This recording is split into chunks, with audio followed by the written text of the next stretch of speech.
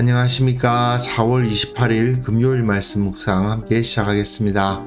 오늘도 하나님의 지혜로 우리가 충만케 되고 그것을 통해서 주님의 능력과 보호하심을 체험하시는 하루 되시기를 기도합니다. 오늘 본문은 잠언 3장 1절에서부터 12절까지 말씀입니다.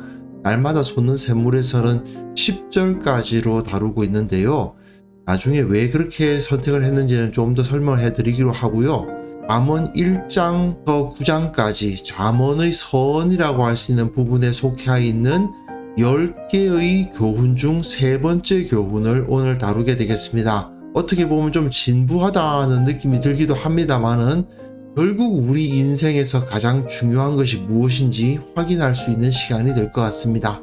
그럼 먼저 말씀 보시겠습니다. 내 아들아, 나의 법을 잊어버리지 말고 내 마음으로 나의 명령을 지키라. 그리하면 그것이 내가 장수하여 많은 해를 누리게 하며 평강을 더하게 하리라. 인자와 진리가 내게서 떠나지 말게 하고 그것을 내 목에 매며 내 마음판에 새기라. 그리하면 내가 하나님과 사람 앞에서 은총과 귀중히 여김을 받으리라.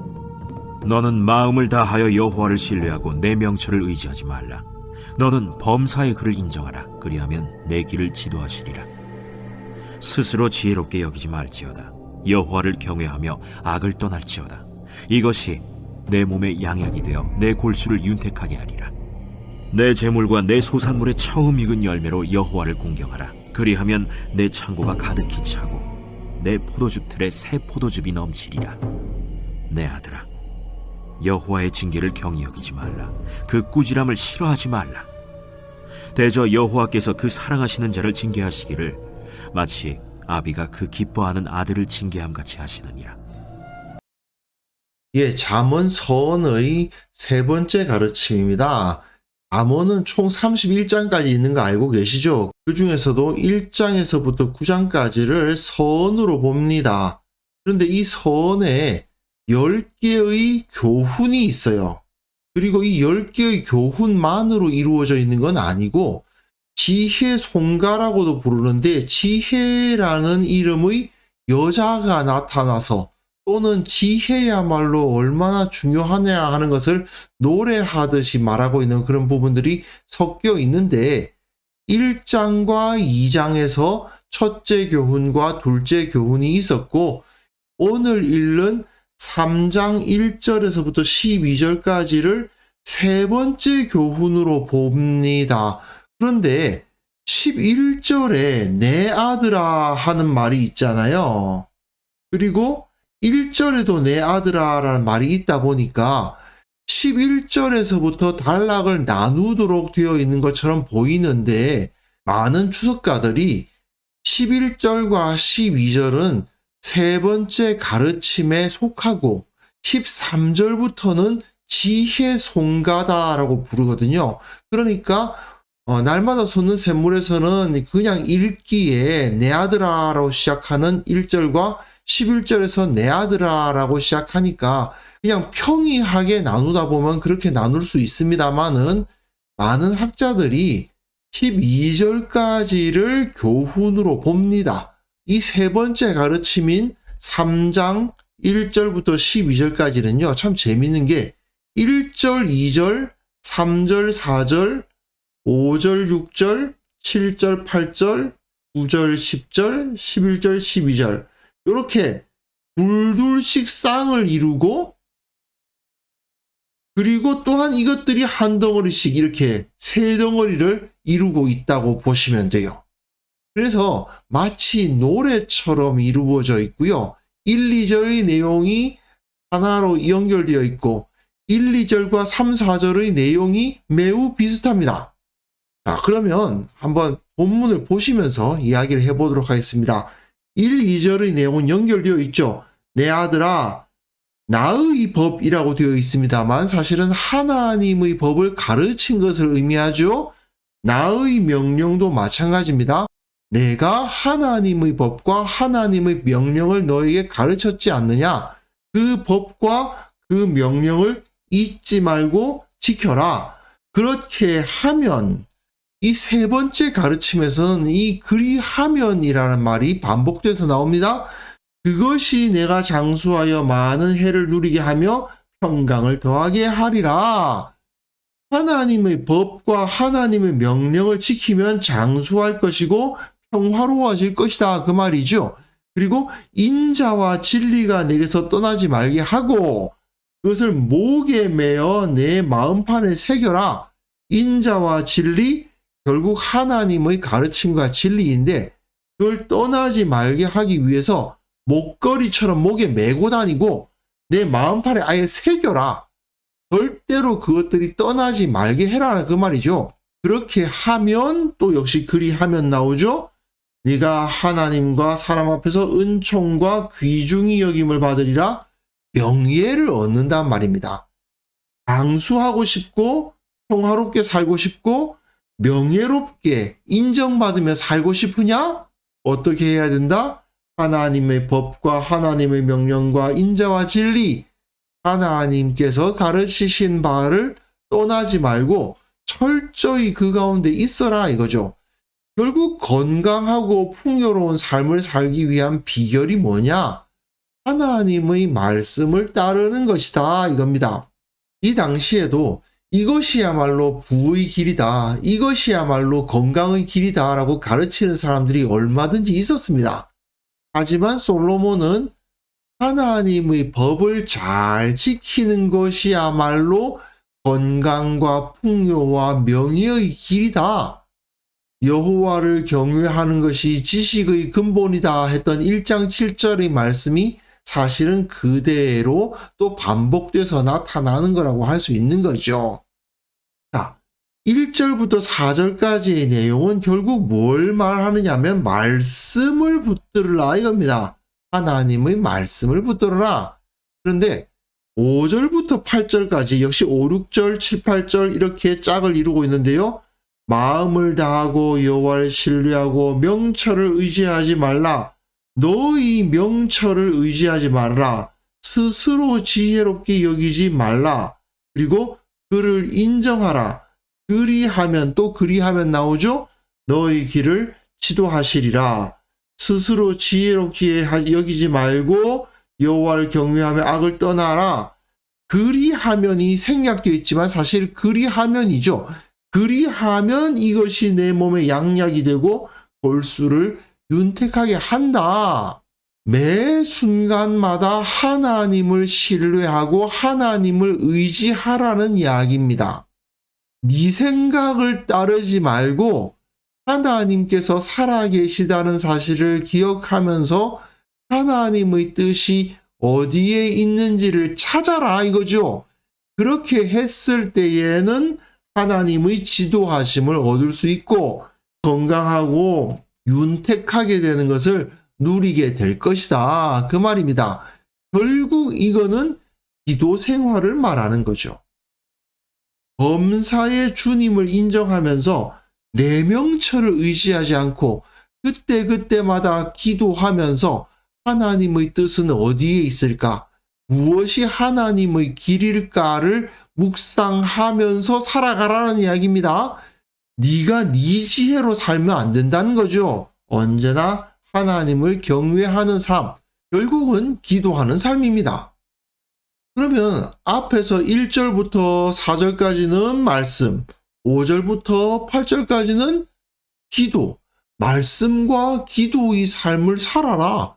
그것이 인생에서 성공하는 길이다 이거죠. 어떻게 보면 오랫동안 신앙생활 하신 분들의 입장에서는 너무 좀 진부하지 않나 그런 생각이 들기도 합니다. 사실 따지고 보면 잠언의 가르침 자체가 좀 진부하다는 느낌이 들죠. 어떻게 보면 굉장히 뻔하다는 생각이 듭니다. 하지만 이게 기본인 거예요. 제가 말씀드렸죠. 1장부터 9장까지가 선이에요. 선이기 때문에 가장 기초적인 이야기를 할 수밖에 없어요. 그런데 그 기초에는 뭐가 있느냐? 결국 말씀과 기도다 이거예요. 말씀을 붙들고 기도하는 삶을 살아가는 것이 그리스도인에게 있어서는 모든 것의 해결책이고 기초 중에 기초다 이겁니다. 사실 따지고 보면 다른 이야기들도 마찬가지 아닙니까? 건강하게 살아가는 법이 무엇입니까? 새끼밥 잘 찾아 먹고 운동하면서 잠 푹 자라. 이런 얘기 듣잖아요. 따지고 보면은 너무 뻔하다는 생각이 들지만, 그러나 그것이야말로 진짜 비결이고 그것이야말로 진짜 중요한 거니까 의사들이 건강에 대해서 가르치는 사람들이 그걸 반복하는 거 아닙니까? 잠언 기자 솔로몬도 바로 그 이야기를 하고 있는 겁니다. 그리고 솔로몬은 여기에다가 하나 더 추가하고 있죠. 내 재물과 내 소산물의 처음 익은 열매로 여호와를 공경하라. 그리하면 내 창고가 가득히 차고 내 포도즙 틀에 새 포도즙이 넘치리라.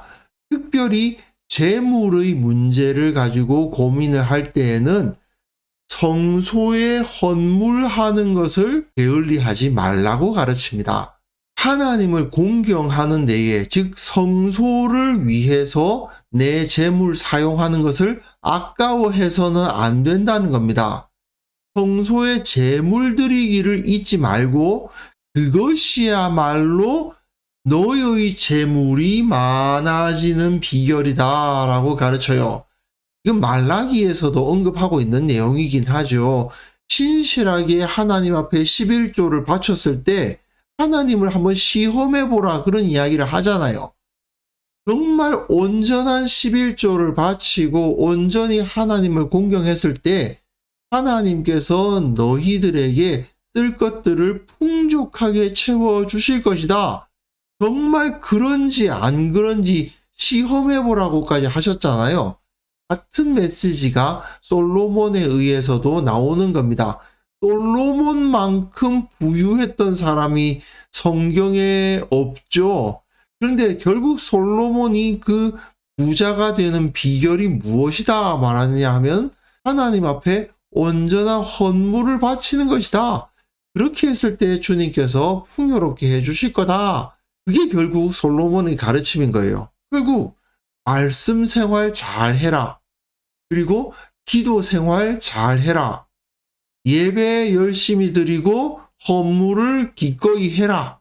이게 세상에서 하나님 앞에서 풍요롭게 살아가는 비결입니다.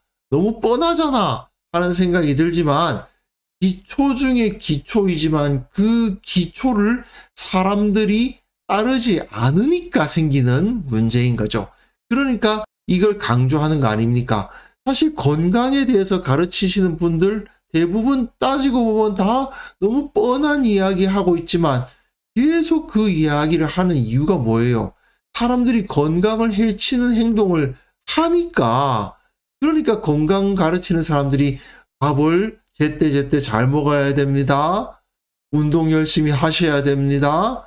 잠을 푹 주무셔야 됩니다. 이런 뻔한 이야기 하는 거잖아요. 솔로몬은 이 가르침의 마지막을 조금 독특하게 마치고 있습니다.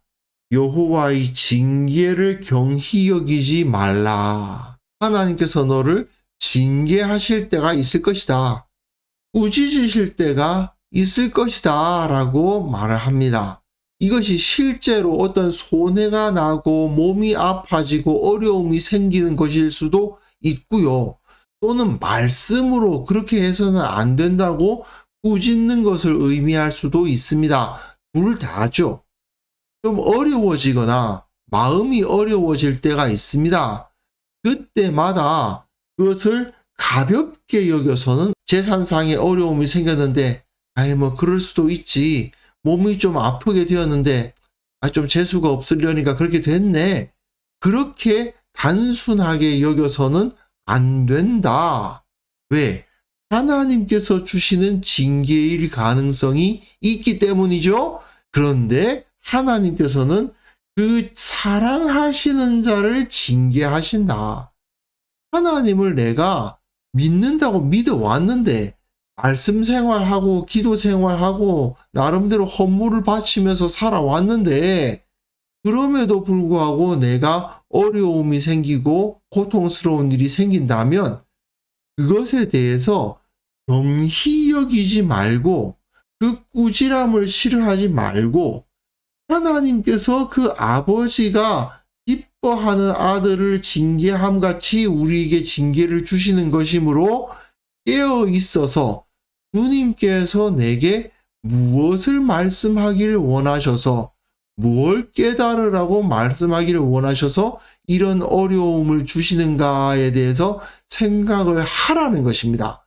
그냥 넘기지 마라. 하나님께서 지적하시고 매를 때리실 때에 그 이유가 있다는 것을 기억하면서 그것을 바꾸고 바로 잡아야 된다. 그렇게 했을 때에 진정한 복을 누릴 수 있다라고 이야기하면서 이 세 번째 가르침이 맞춰지는 겁니다. 제가 처음 시작할 때부터 말씀드렸습니다만은 좀 진부하다, 너무 뻔하다 그런 느낌을 받을 수 있습니다. 하지만 정말 기본적이고 기초적인 가르침을 너무나도 많은 그리스도인들이, 신앙인들이 따르지 않고 무시하는 경향이 있습니다. 실제로는 말씀을 잘 알지 못함에도 불구하고 말씀을 잘 안다고 착각하고 있고, 실제로는 기도하지 않으면서도 기도한다고 이야기하는 경우도 있죠. 농담으로 그리스도인들이 가장 많이 하는 거짓말이 뭐냐? 기도하겠습니다 라잖아요. 그게 농담인데, 하지만 어떻게 보면 뼈를 때리는 농담일 수 있습니다. 진짜로 기도하고 있느냐? 진짜로 말씀을 알고 있느냐? 그리고 정말 내가 가지고 있는 재산으로 기뻐하며 하나님의 공동체, 하나님의 교회를 섬기고 있느냐? 이런 것들을 생각해 보면 그렇지 않으면서도 그런 척하고 있는 경우가 너무나도 많은 거죠. 그렇게 되었을 때에 결국 징계를 당하기도 하고 하나님께서 허락해 주시는 기쁨과 풍요를 제대로 누리지 못하는 경우도 너무 많다는 것입니다.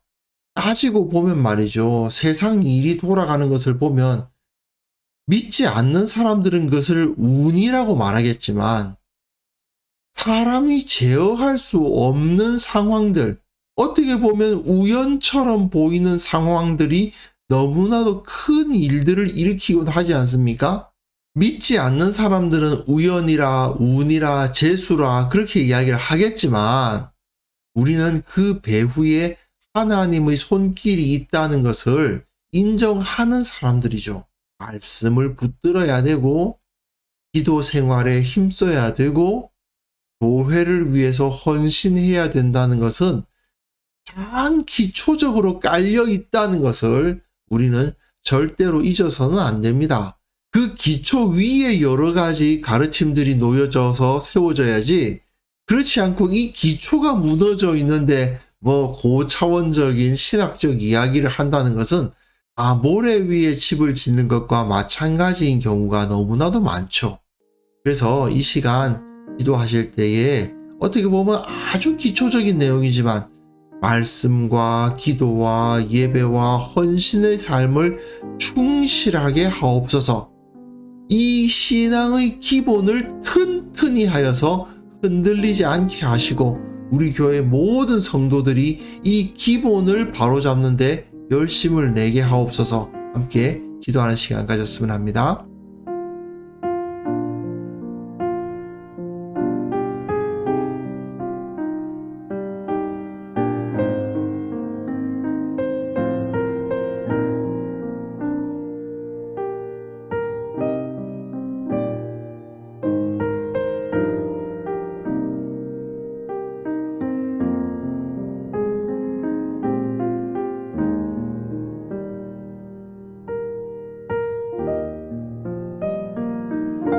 거룩하신 하나님 아버지, 말씀과 기도와 예배의 삶에서 떠나지 않게 하옵소서.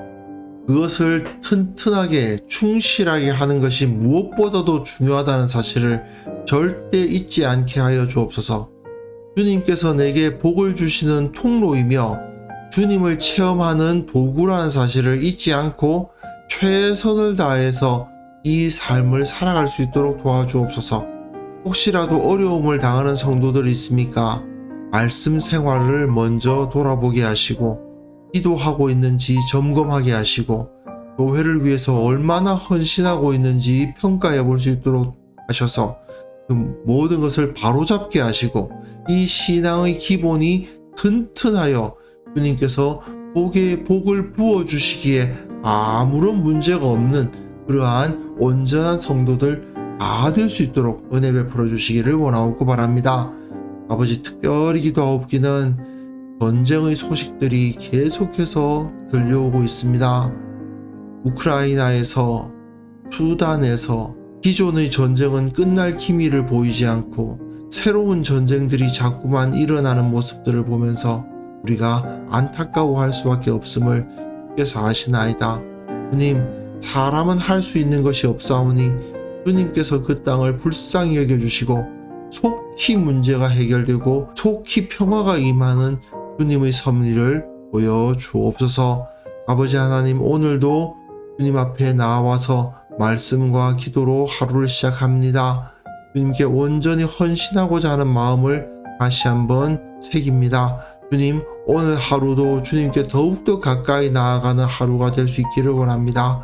주께서 베풀어 주시는 복을 온전히 누리는 하루가 되게 하여 주시고 강건하고 풍요롭고 평안하고 안전한 하루를 경험하도록 주께서 은혜 베풀어 주옵소서. 감사드리옵고 예수님의 이름으로 기도합니다. 아멘.